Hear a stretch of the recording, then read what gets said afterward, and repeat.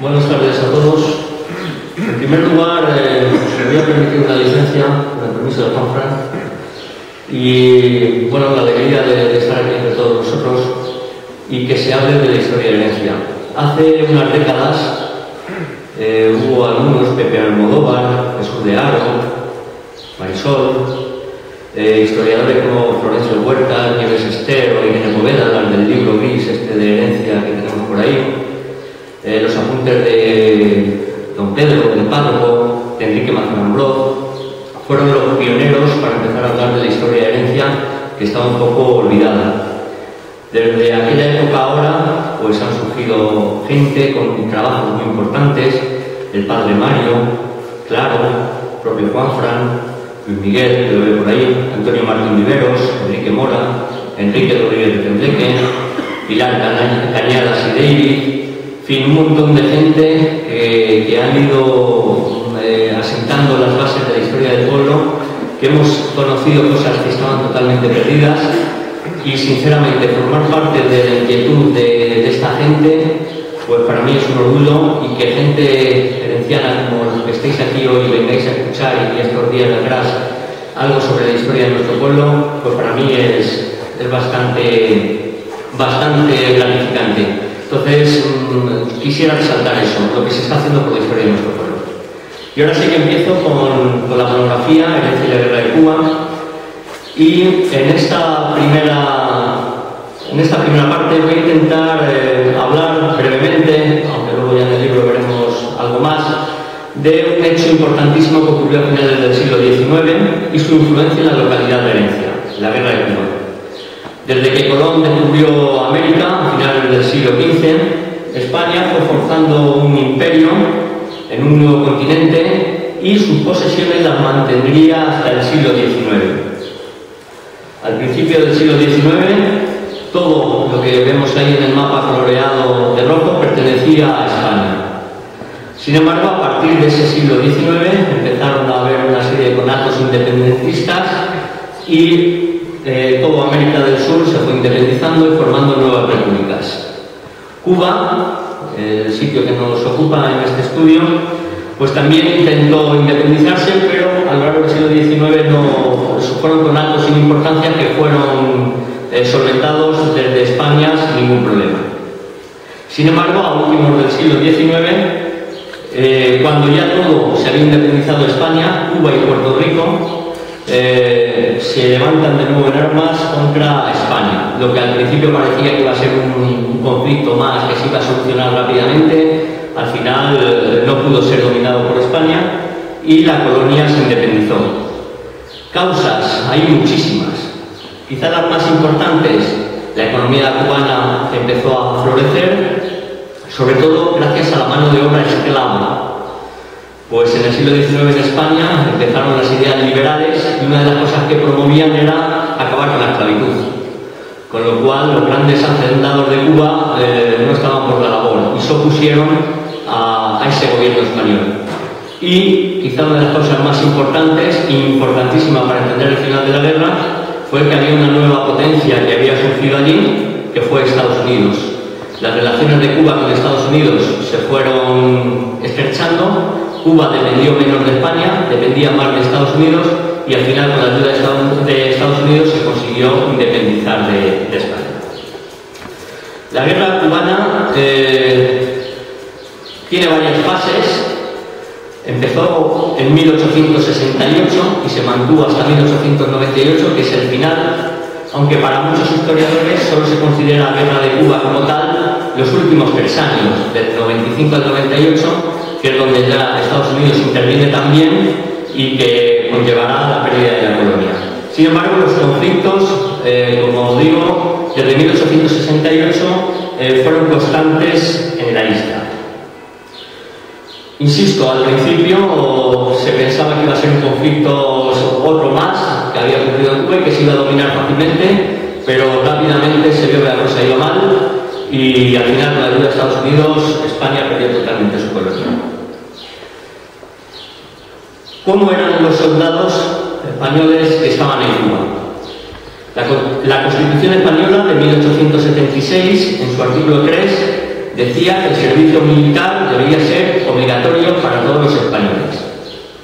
El servicio militar duraba 3 años, pasado los cuales los mozos pasaban a una situación que se llamaba de reserva, que duraba 8 años y era lo que se denominaba la reserva activa.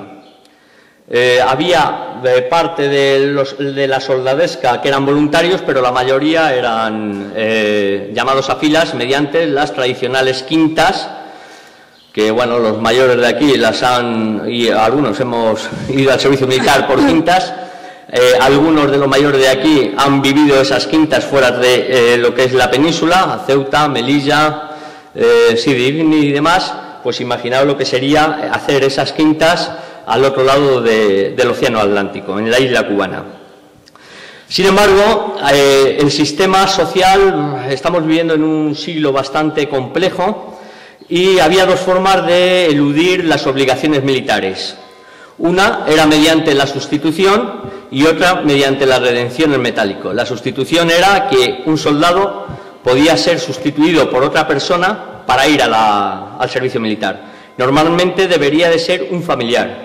Pero bueno, la burocracia al final, si había dinero por medio, levantaba la mano y el que tenía dinero se salvaba y el que no tenía que ir para allá. Además estaba la redención en metálico, que esa sí que era directamente, pagando 1.500 pesetas o 2.000 pesetas de la época, el soldado se libraba de acudir al Caribe, a Cuba. 1.500 pesetas o 2.000 pesetas. Una cantidad que ahora a lo mejor no entendemos, pues ahí tenéis una imagen, una comparativa de cuánto representaba eso en la sociedad de aquella época. El sueldo de un peón albanil era como máximo de 2,55 pesetas al día. 2,55 pesetas. Imaginaos los días que deberían de pagar para poder costear esas 1.500 pesetas para salvarse. El sueldo de un jornalero agrícola era como máximo de 1,80 pesetas al día. 10 litros de vino costaban 2,50 pesetas. Un kilo de pan nos llegaba a los 50 céntimos de la época y un kilo de bacalao 1,25. Imaginaos qué precios, pues el que pudiera pagar 1.500 pesetas o 2.000 pesetas era una clase media alta privilegiada. Además, la situación social era muy lamentable, había pobreza, había hambre. Y como ejemplo, lo que un historiador indicaba, un historiador de la época, donde manifestaba, todos los obreros españoles comen poco, malo y caro. El reducido catálogo de sus manjares lo forman el pan, el tocino, el bacalao y las sardinas, las legumbres y las hortalizas. Y en cuanto a la vivienda, es frecuente el que se asocien dos y a veces 3 familias para hacer vida común en una habitación en que buenamente no cabe una sola, de lo que se siguen males en que la moralidad padece tanto como sufre la salud. Como vemos, la situación económica y social era bastante lamentable. Con estos argumentos podemos entender el trauma que suponía para un mozo de la época y para su familia el que lo destinaran a Cuba. Además de suponer la pérdida del oficio del joven, el riesgo del continuo conflicto militar pues podía suponer que muriera en combate, además de enfermedades y otra serie de circunstancias que hacía lamentable su estancia en Cuba. Las cifras de los soldados españoles en Cuba nos dan una idea de lo grave que fue el conflicto. España trasladó a Cuba en los últimos 3 años, cuando más arraigado estuvo el problema con los Estados Unidos, más de 220.000 soldados. Es el trasvase militar más grande histórico si exceptuamos Estados Unidos en la Segunda Guerra Mundial, cuando vino a Europa a combatir a Hitler. 220.000 soldados. Cuando el soldado lo llamaban a quintas y tenía que acudir al ejército, pues allí lo dotaban de los siguientes elementos. 2 trajes de rayadillo, ahí tenéis la imagen, y además si recordáis así los mayores, Juanito Valderrama, cuando el emigrante y demás, es el trajecito típico de 2 trajes de rayadillo, que uno de ellos lo llevaba puesto, o sea, era uno y el que tenía un gorro de tela, un chaleco, un par de zapatos, un par nuevo de borceguíes, pero que lo llevaban puesto para el trayecto, 2 camisas, 2 camisetas, 2 calzoncillos, 2 toallas, 2 pañuelos, un cinturón, los tirantes, el macuto o el morral, una bolsa de aseo, la cuchara, el vaso y la fiambrera, un correaje, un portafusil con 3 cartucheras, le daban el Mauser, que era entonces el rifle normalmente español o argentino, y 100 cartuchos por fusil. Con eso tenían que apañarse. La preparación, encima sin preparación, esto les tocaban las quintas, les marcaban una fecha de montar en el barco y la preparación era nula. Cuando llegaban allí, pues empezaban los problemas. Un clima nuevo, sin preparación militar ninguna, y como fueran una zona de conflicto, pues al día siguiente tenían que entrar en armas. Un escrito de la época comentaba: como en la península solo se cuidan de mandar el número de soldados que se ordenaba, sucedía que muchos eran jóvenes que aún no habían completado su desarrollo, y enfermaban y se inutilizaban con facilidad, y siendo en su mayor parte sustitutos, se comprenderá que abundaba lo malo en todos los conceptos. Respecto a la instrucción, de España no traían ninguna, y en Cuba no se les instruía tampoco, pues además de no haber tiempo para ello, existía la creencia de que la instrucción no era necesaria, bastando con las máximas que les enseñasen sus camaradas veteranos en la guerra. Además de esta errónea y perjudicial costumbre, hubo la de mandarlos a campaña muchas veces sin apenas tirar al blanco. Imaginaos la situación. El estado físico y mental del soldado español, al que llegaba al término de su estancia en Cuba, era deprimente en todos los sentidos. La dimensión humana que vivió la sociedad española debido a esta guerra de Cuba la podemos ver en este cuadro, donde en los últimos 3 años, que es quizás la parte más virulenta, llegaron a morir 55.000 soldados.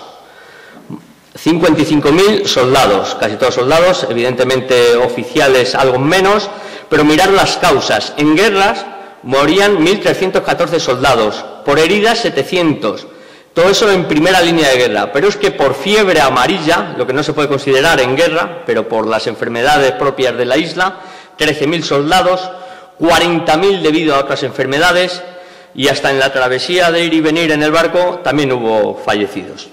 La situación, insisto, los mayores que hayan hecho la mili por ahí fuera, Ceuta y demás, y estamos hablando de mediados del siglo XX, eran traumáticas. Al principio del siglo, por allí me van señalando, al principio del siglo XX las circunstancias eran lamentables y encima a una guerra, que no era el servicio militar como tal, encima a una guerra. Bueno, pues esto es en general un poco la coyuntura de la guerra cubana. Vamos a ver qué pasaba en herencia. Durante los años críticos de todo esto, en herencia, la situación en España era mala, pero en herencia estaba incluso agravada por otras circunstancias. ¿Cuáles son las causas principales? Pues, por ejemplo, en 1855, con la desamortización y demás, se les quitaron muchos terrenos a la iglesia, a los frailes, pero ¿quién cogió esos terrenos? No los cogió la clase obrera. Muchos de esos terrenos los cogió gente pudiente que pagó por ellos, con lo cual se pasó de una clase social alta que quizás pudiera ser la iglesia a otra clase social de una serie de propietarios que se hicieron con esos terrenos. Además, políticamente existía un fenómeno que era el llamado caciquismo. Es decir, la gente con poder, con tierras, con dinero, manejaba la situación política. De hecho, hay un escrito, me he colado, ahora os comentaré. De hecho, hay un escrito donde dice que en herencia se reparten como buenos amigos los votos, porque esto del reparto de votos se va generalizando, pues los caciques dan en aducir una razón que no deja de hacer fuerza, que consiste en decir: ¿para qué se da molestar a las gentes? Vamos a distribuir la votación, a redactar las actas y en paz. O sea que políticamente en España mandaban, en herencia, una clase social importante, con su dinero manejaba votos, manejaba cargos políticos, manejaba alcaldes y alguna vez intervenían el gobernador civil de Ciudad Real, incluso algunos ayuntamientos algunas corporaciones tuvieron que ser eliminadas, pero la mayoría de las veces los caciques hacían lo que se les antojaba en la localidad. Esto que vemos ahí, el humor español, incluso cuando van mal las cosas, sacamos el humor para reírnos un poquito. Había unos cánticos, imaginaos la situación cuando se tenían que ir los jóvenes a Cuba o a otros sitios, pues las chicas en las rondas y demás, como no había jóvenes para rondarlas, eran ellas las que cantaban. Y esto era una letra de aquella época, porque las mocitas todas nos quejamos de que sin los novios nos encontramos. Y a los pobres chicos se llevan de soldados y solo nos dejan ciegos y baldados. En la calle vemos al uno garroso, al otro tullido, al otro giboso, el otro que lleva la pierna torcida y el que solo es tuerto, corto de medida. Como veis, hasta el humor en la situación social crítica no falla. Este es el texto que os he comentado sobre el caciquismo general en España, sobre el caciquismo general en Castilla y sobre el caciquismo particular en herencia. Y vamos a ver cuántos herencianos pudieron ir al conflicto cubano. Es complicado porque tenemos un problema, es algo que nos vanagloriamos en otras cosas, pero cuando hay que buscar documentos, localizar un herenciano es muy complicado. Máxime, sabemos la característica que tenemos aquí de los apellidos compuestos.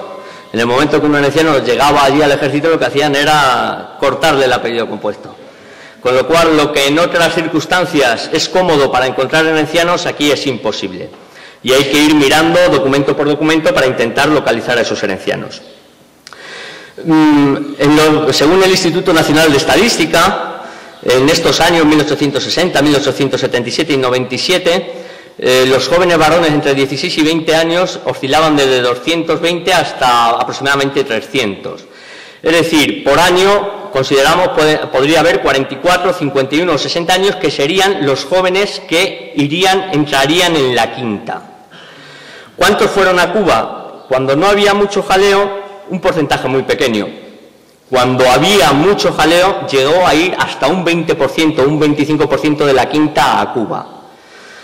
Transponiendo un poco los datos y haciendo cálculos, podríamos considerar que cercano a 90 o 100 herencianos fueron los que pasaron mínimo 3 años de su juventud en la guerra cubana.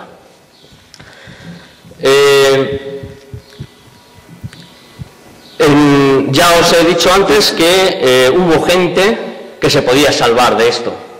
Incluso la semana pasada, los que estuvisteis aquí en la ponencia de Pilar Cañadas y de Greenwood, ponía el ejemplo Pilar de uno de sus ascendentes, en concreto Eugenio González Ortega Merino, que nacido en 1877, le correspondía ir en 1897, sorteó, salió a Cuba, pero pagó las 1.500 pesetas como redención y por lo tanto se libró. Sin embargo, muchos herencianos no lo pudieron hacer. Esta ponencia que yo hoy plasmo aquí va a hablar de algunos herencianos. La verdad es que esto es un estudio abierto y me gustaría completar el nombre de esos 90 o 100 que estuvieron.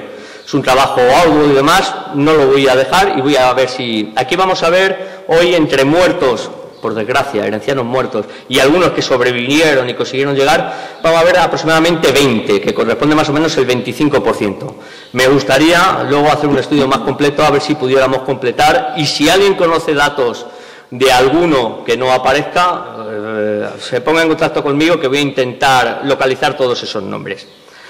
Pues vamos a ver algunos de estos herencianos. El primero, Pedro Valeriano González Sancho Gallego.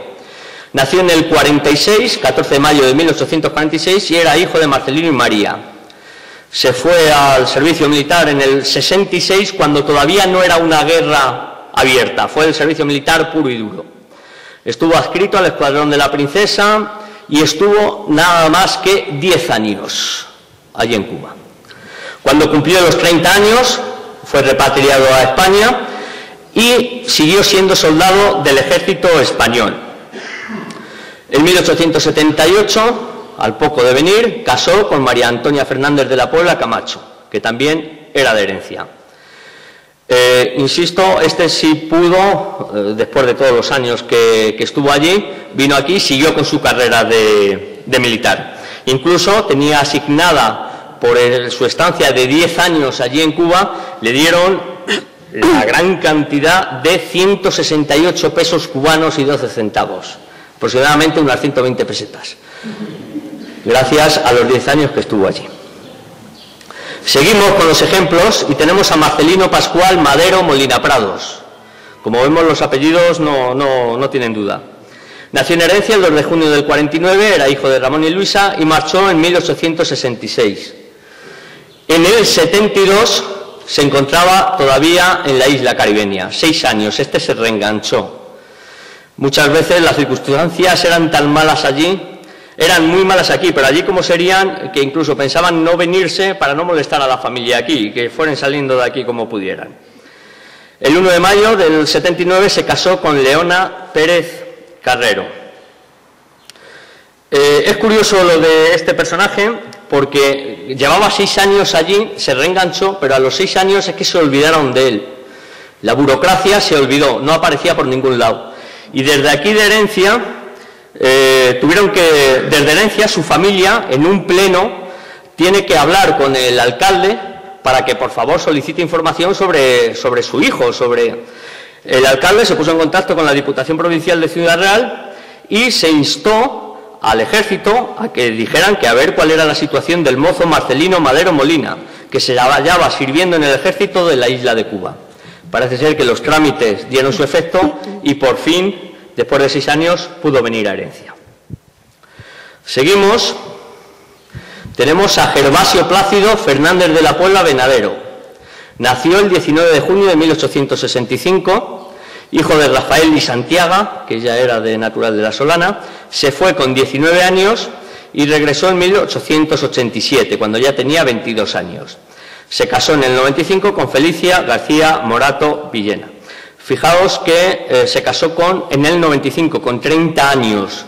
Es una edad muy tardía para la época, donde entonces a los 20 y poco, a no ser que una circunstancia grave, ya estaban casados. Seguimos.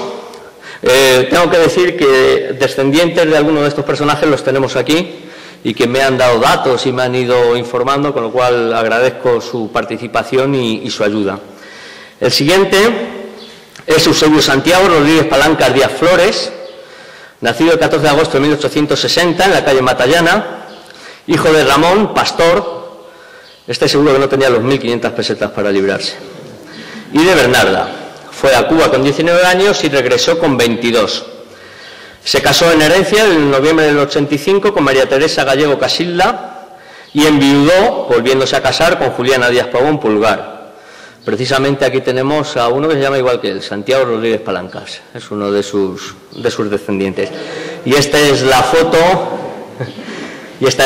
que su familia pues me cedió para aportarla al trabajo. Seguimos. Tenemos un caso, precisamente en esta familia, en Santiago, coinciden que las dos ramas, tanto por parte de padre y madre, estuvieron implicados en la guerra de Cuba. Tenemos a Benito Cirilo Illescas Díaz Meco, nacido en el 73, hijo de Hipólito y María Juana, empezó en el 92, también estuvo 6 años, y consiguió llegar al cargo de sargento. Regresó en el 99 y se casó con Antonia Gómez Calcerrada Almoguera. Lo curioso es que pudo venir a Herencia y le mantuvieron el cargo de sargento. Evidentemente aquí en Herencia, a ver qué podía hacer como sargento. Pues era el encargado de las quintas de los mozos, de tallarlos y un poco de enlace entre el ayuntamiento y la caja de reclutas de Ciudad Real. De hecho, en la prensa provincial aparece en 1906, o sea, ya casi 10 años después del fin del conflicto, donde se le nombra al sargento don Benito Illescas Díaz para que practique la medición de los reclutas de la época y para que la presencia el oficial de reserva don Cesario Moreno López. Y por último, en este tipo de personajes tenemos a Mónico Guijarro Beamud, personalmente, personaje que me afecta, es mi bisabuelo. Nació en Villarrubia de los Ojos en 1874, hijo de Nicomedes y Gregoria y de profesión de cabeza de familia, jornalero. Pongo algunas profesiones de estas personas para que veáis que su capacidad económica era escasa. Fue adscrito a la provincia de La Habana, en Cuba, y lo particular de este mozo es que entró en una acción bélica del cual existe referencia, que es la que se llama Acción Bélica de la Lagunita, ocurrida el 26 de enero de 1897, y que, por cierto, fue un desastre para el ejército español. Sin embargo, para gratificar a los soldados que habían participado y que murieron bastantes, el gobierno español los distinguió a todos con la Cruz de Plata de Mérito Militar con distintivo rojo, cuya imagen podéis ver ahí. Cuando vino, casó con Juana Mateos Baeza en Puerto Lápice el 30 de mayo de 1900 y falleció en herencia en 1925 a los 51 años. De este personaje, su familia, nietos y demás, desde que regresó de Cuba, hablaban de su mala salud. Y de hecho, cuando murió a los 51 años, la razón no era otra que el mal de huesos traído desde la guerra de Cuba. En concreto, la causa de muerte es reumatismo crónico. Pues esto es un ejemplo de herencianos que estuvieron en Cuba, pero que dentro de lo malo, con buena suerte, porque regresaron. Pero hay una página negra. Herencianos que se quedaron allí, herencianos que murieron allí, y que muchos de ellos creo tener localizados donde están enterrados, y a ver si luego puedo hacer algún trámite para que veamos el lugar. Aquí tenéis el listado, no me quiero extender mucho porque luego lo veréis en el libro y demás, y son circunstancias muy críticas. El más jovencito murió con 20 años y el mayor con 24 años. Si veis las causas de la muerte, en primera línea de guerra, nadie. El uno por vómito, el otro por enfermedad común, o sea, causas aparentemente naturales, pero que todas eran debidas a las circunstancias con las que tuvieron que convivir allí en Cuba. Cuando morían, bueno, pues la familia podía solicitar una ayuda, pero claro, casi todos los que se les concedía la ayuda es porque de verdad hubieran muerto en el frente de batalla. Si morían por causas, en teoría, naturales, pues no se les concedía dicha ayuda. De todo ese listado que hemos visto antes, todos solicitaron la ayuda, todos, y solamente se le concedieron a dos herencianos. Uno, a Faustino Bolaños, a su madre viuda, y más por ser madre viuda, y a los padres de Diego Ramírez. Y la ayuda, recordad que para librarse de la mili eran 1.500 o 2.000 pesetas. Los sueldos y salarios ya los veis. Pues la ayuda era de 182,50 pesetas al año. Como vemos, la disparidad de cifras y de... Bueno, y luego hay ya situaciones rocambolescas. Todos los que anteriormente hemos visto murieron en Cuba y están enterrados en Cuba. Pero hay un caso especial que es Ernesto Puebla Samaniego, que murió con 23 años. Cuando vi lo de Puebla pensé que era Fernández Puebla, porque es lo típico en herencia, pero no, es Puebla porque era natural de Madrid. Bueno, pues este herenciano murió el 11 de julio de 1898 debido a una tuberculosis en Cuba. Sin embargo, los padres tendrían capacidad y quisieron repatriar el cuerpo. Y lo consiguieron. El cuerpo tardó 3 meses en llegar a herencia. Para repatriar el cuerpo no penséis como ahora, que los ataúdes preparados y nada de eso. Es en una barrica, en el barco, con un líquido más o menos, y ahí echaban el cuerpo y luego lo retiraban. Cuando vino aquí a herencia, lo enterraron en octubre del 68, 3 meses después. Imaginaos lo que tuvo que ser para la localidad. Hasta tal punto que la corporación local decidió asistir al entierro del soldado procedente del ejército de Cuba, Ernesto Puebla, e incluso ayudar a abonar los gastos del entierro. Los del recorrido los tendría que pagar la familia. Estos son ejemplos. Ya os digo, hay más o menos una veintena de herencianos que padecieron y que mínimo 3 años de su juventud se dejaron allí en la isla. Los que pudieron regresar y más o menos levantar y empezar de nuevo la vida, pues vale, pero muchos dejaron allí su existencia. Los herencianos que iban allí estaban situados, vemos ahí en el mapa, al norte, en la provincia de Santiago de Cuba y de Matanzas, al norte en Matanzas y La Habana y al sur en Santiago de Cuba. Todos los herencianos localizados hasta ahora estaban en esas provincias. Y con esto voy rematando. Las conclusiones creo que son obvias. Quisiera simplemente llamar la atención sobre las circunstancias que rodearon a aquellos jóvenes de herencia que tuvieron que pasar los mejores años de su vida inmersos en un conflicto bélico en la isla de Cuba, perdiendo incluso la vida en él. En resumen, son mozos de esta localidad que fueron a cumplir su servicio militar al otro lado del Océano Atlántico, formando parte de una tropa reclutada mediante un cruel sorteo y pertenecientes a las clases sociales más pobres. Se convirtieron en soldados que se unieron a batallones que lucharon bajo unas terribles condiciones materiales y donde las enfermedades tropicales fueron su peor enemigo. Simplemente quisiera que no caiga en el olvido la forma en la que fueron seleccionados, los lugares en los que combatieron, la penosa repatriación de quienes sobrevivieron en la campaña y el recuerdo de los que fallecieron en aquella tierra de ultramar. Y esto, como os he dicho, es simplemente una puerta para intentar recabar más información sobre más herencianos que hubo en aquella época y que fueron a morir o a malvivir a Cuba. Pero además hay otro conflicto paralelo, que es el de Filipinas. Al mismo tiempo que se pierde la guerra de Cuba, también se pierde la guerra de Filipinas. Pues si Cuba está largo, Filipinas, tela. Pues también me encantaría encontrar los datos de esos herencianos. Por suerte o por desgracia, de momento solo he encontrado uno, que se trata de Mariano Corrales Mora, que con 20 años falleció el 30 de abril del 97 en la provincia de Batangas, en Filipinas, en el Océano Pacífico. A ver si con el tiempo pudiera localizar y por lo menos la memoria de estos herencianos, pues no voy a decir que se recuerde, pero por lo menos que se tenga presente.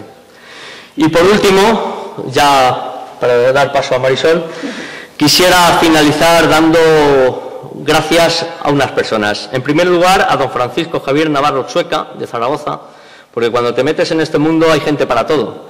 Pues hay una asociación en Aragón que precisamente se llama Asociación Cultural Regreso con Honor, que pretende recabar la información de todos los españoles que murieron en Cuba y en Filipinas. Gracias a sus datos y su colaboración he podido recabar bastante información. Y por último, nombrar a algunos de los que estáis por aquí: Emilio Rodríguez Palancas, José Luis Illescas, Carmen Guijarro y Liriana Díaz Flores, que son descendientes de algunos de los personajes que han aparecido por ahí y que me han ido suministrando datos para poder completar este estudio. Nada más, y viendo el drama que se vivió en aquellos últimos años del siglo XX, a lo mejor empezamos a entender ese dicho tan de moda de que más se perdió en la guerra de Cuba y venían silbando. Nada más. Muchas gracias.